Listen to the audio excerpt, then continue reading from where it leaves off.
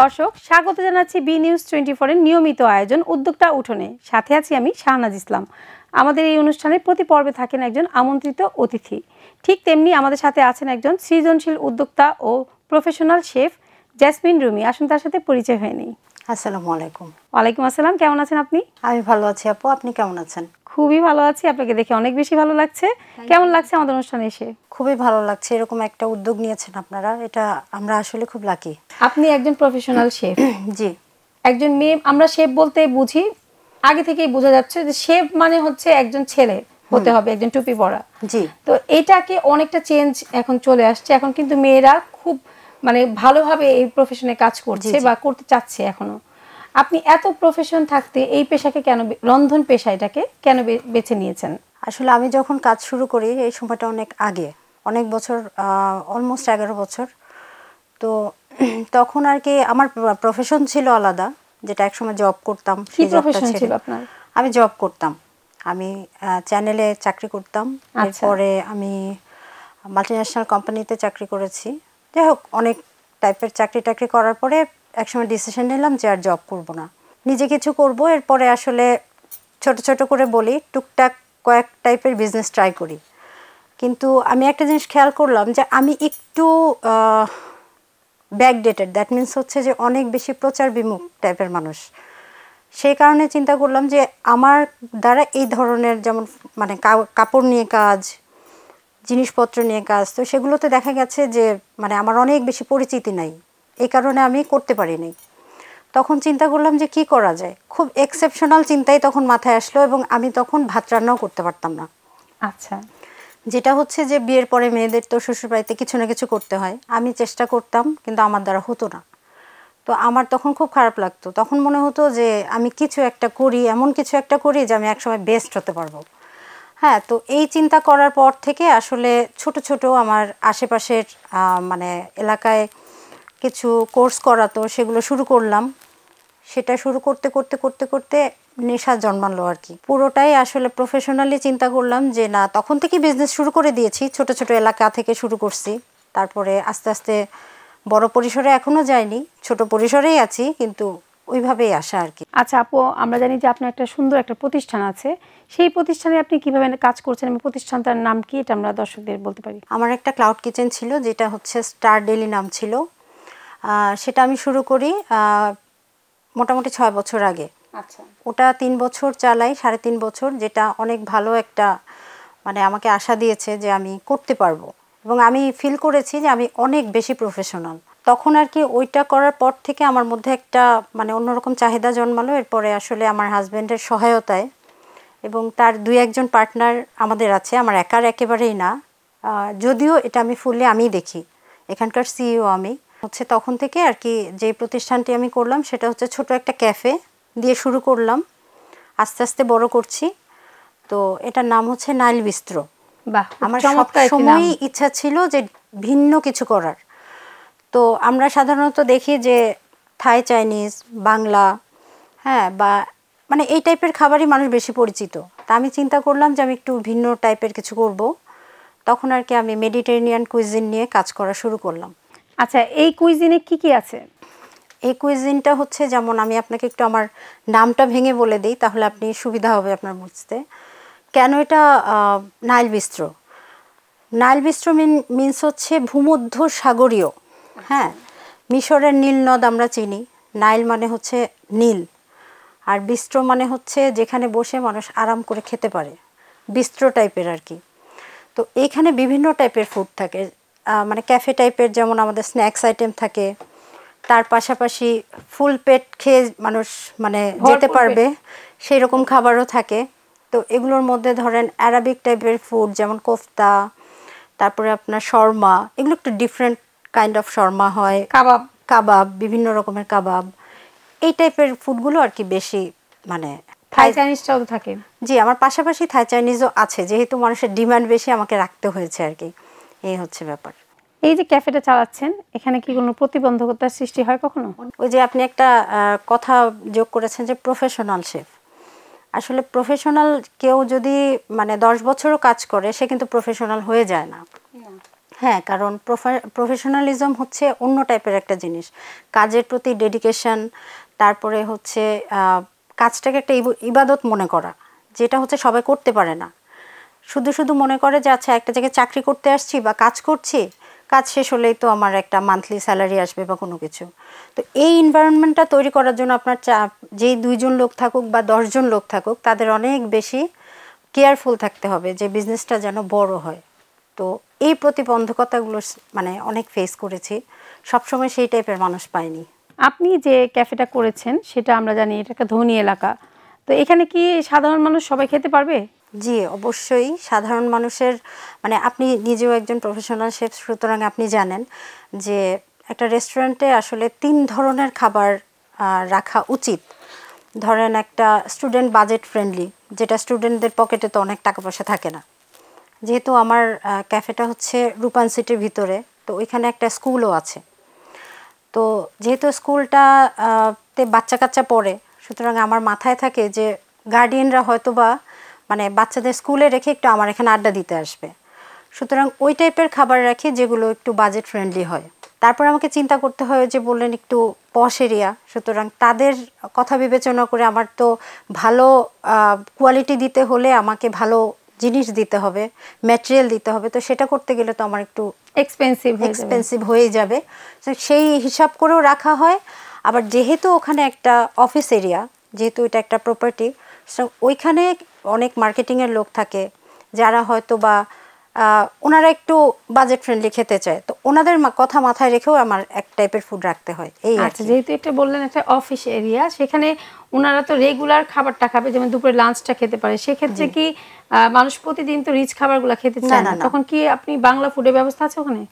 বাংলা ফুডের ব্যবস্থা আসলে রেগুলার আমরা রাখিনি, ওনাদের জন্য একটু কম প্রাইস করে আমরা একটা সেট মেনু আইটেম রেখেছি। আর এমনিতে ওনাদের সাথে আমাদের একটা যেমন হয় যে ওনাদের মানে গেস্ট আসলে, ধরেন যেহেতু ওখানে ফ্ল্যাট ওনারা আসে দেখতে আসে, তখন ওনাদের জন্য যে খাবারগুলো যায় সেগুলো আসলে আমার এখান থেকেই মোস্টলি যায়। এটা আমার জন্য অনেক প্লাস পয়েন্ট। আচ্ছা, এখন যে প্রশ্নটা করব সেটা হয়তো অনেকের মনের একটা প্রশ্ন। একটা রেস্টুরেন্ট চালাতে গেলে, আমি অনেক রেস্টুরেন্ট এরকম দেখেছি যে অনেক মানে রিচদের জন্য করা বা অনেক হাই কোয়ালিটি করে হচ্ছে ইন্টেরিয়র করা, মানে হিউজ বাজেট করে একটা রেস্টুরেন্ট তৈরি করে ফেলে, কিন্তু সেই রেস্টুরেন্টে যখন আমরা খেতে বসি তখন দেখি যে খাবারটা খেতে ভালো লাগে না, মানে তৃপ্তি আসে না। আমি এজন্য আমার কোয়েশ্চেনটা হচ্ছে যে একটা রেস্টুরেন্ট করার ক্ষেত্রে সবচেয়ে বেশি জরুরি কোন জিনিসটা? আমরা কি মানে শেফদের যে ভূমিকাটা সেটা কতটুকু জরুরি? একজন শেফের প্রতি কতটুকু নির্ভর হতে হয়? 100%। মানে আপনার বিজনেসটাই চলবে হচ্ছে, মানে আমি আগেই বলি যে একটা কথা আছে যে পরিষ্কার পরিচ্ছন্নতা ইমানের অঙ্গ। সুতরাং হচ্ছে যে আমাদের ভোজনপ্রিয় মানুষরাই তো খেতে আসবে, আবার কেউ সময় পাস করতে আসবে, তো আমাদের এই খাবারটা দিয়ে কিন্তু আমরা মনোরঞ্জন করব। এখন যেখানে এসে বসবে সে ক্ষুধার্ত হিসেবেই এসে বসুক, আর সে মনোরঞ্জনের জন্য এসে বসুক, টাইম পাসের জন্য এসে বসুক, জায়গাটা যদি পরিষ্কার না হয় তাহলে প্রথমেই তার মনটা খারাপ হয়ে যাবে। এবং তারপরে যখন আমরা ফুড সার্ভ করব, প্রপারলি জায়গার এনভায়রনমেন্টটা যদি আমরা পরিষ্কার পরিচ্ছন্ন না রাখতে পারি, হ্যাসাপ হাইজিন, যেটা আমরা প্রফেশনাল শেফ যারা তারা এটা খুব ভালো করে বুঝি। হ্যাঁ, এটা আমার ওখানে যেমন আমি রীতিমতো ওদেরকে যাকেই আমি নেই তাকে প্রথমে এটার উপরে একটা ক্লাস নেই, আমি ক্লাস নিয়ে তারপরে ওদের কাছ থেকে আমি রিভিউ নেই।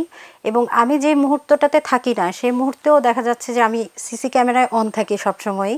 আমি খুবই বিচক্ষণতার সাথে ওই জিনিসগুলো খেয়াল করি যে ফোনটা হাতে নিয়ে খাবারটা প্রিপেয়ার করছে কিনা, বা গ্লাভসটা পরে কাবাবটা বানাচ্ছে কিনা, এই জিনিসগুলো আসলে হেয়ারনেটটা পড়ছে কিনা, জি জি জি হেয়ারনেটটা পড়ছে কিনা, মাস্ক পরছে কিনা যদি ঘাম হয়, তো সেই ক্ষেত্রে আর কি এই জিনিসগুলো খুব জরুরি। খাবার তো ধরেন খেয়ে মানুষ সুস্থও থাকবে, আবার খাবার খেয়ে মানুষ অসুস্থ হয়ে যাবে, তো এই জিনিসটা খুব বেশি জরুরি। শেফদের নিয়ে একটা সবসময় কমপ্লেইন থাকে যে আমাদের দেশে শেফদেরকে স্যালারি দিতে চায় না, মানে স্যালারিটা অনেক নিম্নমানের হয়, এই জন্য শেফরা মানে মনক্ষুণ্ণ হয়ে দেশের বাইরে চলে যায় সবাই। আপনি কি মনে করেন যে আসলে এটা কতটুকু প্রাধান্য দেওয়া উচিত একজন শেফকে? যদি ভালো একজন শেফ হয় সে তাকে কতটুকু মূল্যায়ন করা উচিত একটা রেস্টুরেন্টে? আমি যেহেতু একাধারে একজন প্রফেশনাল, দ্বিতীয় হচ্ছে একজন উদ্যোক্তা এবং একটা রেস্টুরেন্ট চালাই, আমিও কিন্তু এই ধরনের প্রবলেম আগে ভাবতাম, কিন্তু এখন আমার মানে ভাবনাটা একটু ভিন্ন দিকে চলে গেছে। কারণ হচ্ছে আমাদের বাংলাদেশে যেটা আমরা মানে প্রবলেমে পড়ি যারা রেস্টুরেন্ট বিজনেস করি, তারা হচ্ছে যে সমস্যাটায় পড়ি সেটা হচ্ছে যে শেফরা আসে আমাদের কাছে, তারা প্রপার গাইডেন্স পেয়ে কিন্তু মানে একটা জায়গায় আসে না, যেটা আমরা হয়তো বা আসার চেষ্টা করছি যারা প্রফেশনালি আসছি। তো এটা কিন্তু খুব কম সময় ধরে আসছে যারা খুবই মানে এডুকেশনালি মানে কাজ করা শুরু করেছে। তো সুতরাং আমরা যেভাবে চাই মানে আমরা প্রপারলি যে জিনিসগুলো করতে চাই সেই জিনিসগুলো তাদেরকে কিন্তু শিখাতে পারি না, যে কারণে হচ্ছে বিজনেস ধস নামছে। তারা কিছু গুটি কয়েক বড় শেফের আন্ডারে কাজ করে অল্প কিছু কাজ শিখেই তারা বলে যে আমাদের এক্সপিরিয়েন্স হয়ে গেছে, আমরা এখন অনেক কাজ করতে পারবো। এবং তাদেরকে নিয়ে যেই সমস্যাটা হয়, ওই যে হ্যাসাফাইজিন মেনটেন করে না, একটা ফুডের মান আজকে একরকম কালকে একরকম, প্রপার একটা গাইডলাইন নাই। গাইডলাইন বলতে একটা রেসিপি মানে টোটালি মেনটেনটা করে না। এ কারণে কিন্তু আমাদের মতো যারা উদ্যোক্তা আছে, যারা চাই যে একটা সময় আমি চেইন করব, চেইন হবে আমার রেস্টুরেন্ট, তো সেটা কিন্তু আমরা করতে পারি না। এই জন্য হয় কি যে দুইটা দিকে আমরা ক্ষতিগ্রস্ত হই। এই শেফগুলোকে আমরা কন্টিনিউ করতে পারি না, ইদার হচ্ছে যে আমাদের মানে দুর্নাম হয়ে যায় যে আমরা হয়তো শেফ বেশি দিন কন্টিনিউ করতে পারি না। তো আসলে কি আমার একটা কোয়েশ্চেন, যে এটা কি আসলেই আমরা তাদেরকে কি কম স্যালারি দিচ্ছি বা মূল্যায়ন কম করছি? আপনি দেখেন তো বড় বড় 5 স্টার হোটেলগুলোতে কেন বেশি স্যালারি দিয়ে শেফগুলোকে রাখা হচ্ছে? আপনি ওখানকার খাবারের মান দেখেন, ওনাদের হাইজিন হ্যাসাপ মেনটেনের সিচুয়েশনটা দেখেন। আমরা যারা ছোট উদ্যোক্তা, আমরা যখন এনাদের বলতে চাই জিনিসটা, তখন কিন্তু এই জিনিসটা ওইভাবে হয় না, তারা চেষ্টাও করে না। শুধুমাত্র এই জন্যই আমরা এই সমস্যাটা ভুগছি। যদি এটা থেকে বের হয়ে আসা যায় তাহলে আমার মনে হয় ওনারা বাংলাদেশে অনেক মানুষ যদি এত টাকা দিয়ে একটা রেস্টুরেন্ট করতে পারে তাহলে অবশ্যই ওনাদের মূল্যায়ন করবে। এখন হচ্ছে আপনি যে একটা রেস্টুরেন্ট বিজনেস করছেন, এখানে আপনি কতজনের কর্মসংস্থান করতে পেরেছেন? এই পর্যন্ত আসলে আমার কাছে অনেকেই কাজ করে গেছে। ওই যে বললেন বাইরে থেকে এসে শেফ কাজ করে গেছে। মেডিটেরেনিয়ান যেহেতু, এটার শেফ খুঁজে পাওয়া বাংলাদেশে একটু টাফ, যেহেতু আমার ছোট ক্যাফে, তো বড় বড় ক্যাফেতে যেতে চায়। তো প্রথমে পেতে কষ্ট হয়েছে, তারপর আমি পেয়েছি। তো দুবাই কাজ করা শেফও কাজ করে গেছে, মোটামুটি 15-20 জনের পর্যন্ত আমার কাছে কাজ করেছে। আচ্ছা আপু, এতক্ষণ আমরা অনেক কঠিন কঠিন প্রশ্নে ছিলাম, অনেক কাঠকোট্টা টাইপের। এখন হচ্ছে আমরা একটু মানে ইজি হয়ে যাচ্ছি, একটা মজার ছলে যেটা করে আমরা একটু ধাঁধায় চলে আসবো। জি জি। ধাঁধা কি কখনো করা হয়েছে ছোটবেলায়? হ্যাঁ, এটা মনে হয় সবাই করছে কম বেশি। তাহলে তো পারারই কথা, না পারার কিছু নাই। আমরা আমরা খাবার নিয়ে, যেহেতু আমরা খাবারের মানুষ, খাবারে চলে আসছি। কোন খাবারটা হচ্ছে কাঁচাও খাওয়া যায়, পাকাও খাওয়া যায়, আবার ফেলে দিলেও খাওয়া যায়? একটু ভেবে বলি। খুবই ইজি, হাতের কাছে আমাদের থাকে, খুবই প্রিয় জিনিস আমাদের। আমরা তো মানে সবভাবেই মনে হয় কোন একটা ফল। তাল মনে হয় না? বাহ, কি সুন্দর পেরেছেন, এই তো মাল্টি ট্যালেন্ট একজন মানুষ, বুঝতে হবে। খাবার রিলেটেড বলে পারলাম, অন্য কিছু হলে হয়তো জানি না কি হবে। ফলে চলে আসছিলাম, এই জন্য পারা গেল। একদম।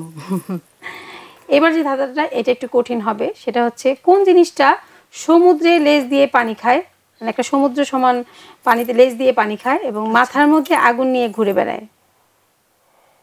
অনেক কঠিন প্রশ্ন, আরেকবার বলেন। কিন্তু এটা খুব মানে খুব সবার একটা পছন্দের জিনিস আমাদের। আমি ক্লু দিচ্ছি, একটা হারিয়ে যাওয়া আমাদের দেশের একটা জিনিস, বা যেটা হারিয়ে যাওয়া জিনিসও হতে পারে, এটা একটা খুব কমন জিনিস হতে পারে, কোনো ধর্মের কোনো কমন জিনিসও হতে পারে। চেরাক টাইপের কিছু? চেরাক হতে পারে, প্রদীপ, হারিকেন। এই তো পেরেছেন। আচ্ছা, আপনি সহজ করে দিলেন, না হলে পারতাম না। আপনি তো এখন সফল একজন উদ্যোক্তা, আপনি খুব চমৎকার একটা রেস্টুরেন্ট চালাচ্ছেন। জি। এমনও তো হতে পারে যে আমরা এই ফেসবুকে যুগে যেটাকে বলি যে রিভিউর যুগ, এটা তো দেখা যাচ্ছে যে সবসময় গুড একটা রিভিউ পড়তে পড়তে আপনি খুব ভালো এখন বিজনেস করছেন। জি জি। এমনও তো হঠাৎ করে হতে পারে যে আপনার কোনো কাস্টমার বা কেউ নিরাশ হয়ে একটা ব্যাড একটা রিভিউ দিল, তখন হতে পারে, এমনও হতে পারে যে রেস্টুরেন্টটা বন্ধ করার পর্যায়ে চলে যেতে পারে। তো সেই ক্ষেত্রে আপনি এখান থেকে কি করে বের হতে পারবেন? বিজনেসে চড়াই উতরাই থাকবে, এটা খুবই স্বাভাবিক। যেহেতু আপনি বললেন যে একটা ব্যাড ইম্প্যাক্ট পড়ার আমাদের খুব সহজ একটা মাধ্যম হচ্ছে এখন অনলাইন, যেভাবে আর কি অনেক টাইপেরই এখন ফুডের হচ্ছে গ্রুপগুলো আছে। 19 থেকে 20 হলেই কিন্তু ওখানে একটা অন্যরকম মানে সিচুয়েশান ক্রিয়েট হয়ে যায়। তারপরে ভোক্তা অধিদপ্তরের কমপ্লেনও চলে যায়, অনেক সমস্যা ফেস করতে হয়। আমি যে করি না তা না, আমি অনেক, আপনি নিজেও জানেন যে কাস্টমার বিভিন্ন টাইপের হয়। অনেক সময় দেখা গেল যে আপনার স্যাটিসফ্যাকশন আছে, আপনার ফুড ভালো, কিন্তু সামহাও কাস্টমারের ভালো লাগে নাই। এখন অনেক সময় হয় না যে কর্মীদেরকে বলতে গেল, তখন কর্মীরা হয়তো বা পজিটিভ রিভিউ দিচ্ছে, কিন্তু তাদের বলার ধরনটা একটু হয়তো বা অন্যরকম হয়েছে, এটা নিয়েও কিন্তু লেখালেখি হয়ে যায়।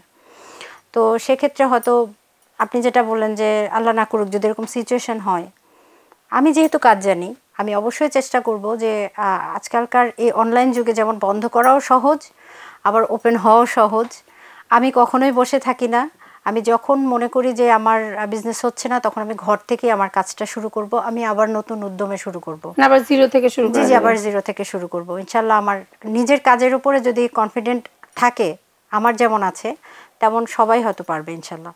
লাস্ট একটা কোয়েশ্চেন, অনেকে এখন পেইড রিভিউ দেয়, যে পেইড রিভিউ দেয়, অনেক এরকম রিভিউয়ার আছে যারা হচ্ছে ফুড ব্লগার অনেকে আছে, যে আপনার কাছ থেকে আপনি পেইড করছেন তারপর রিভিউগুলো দিচ্ছে, তো আপনার রিভিউ কারা দেয়?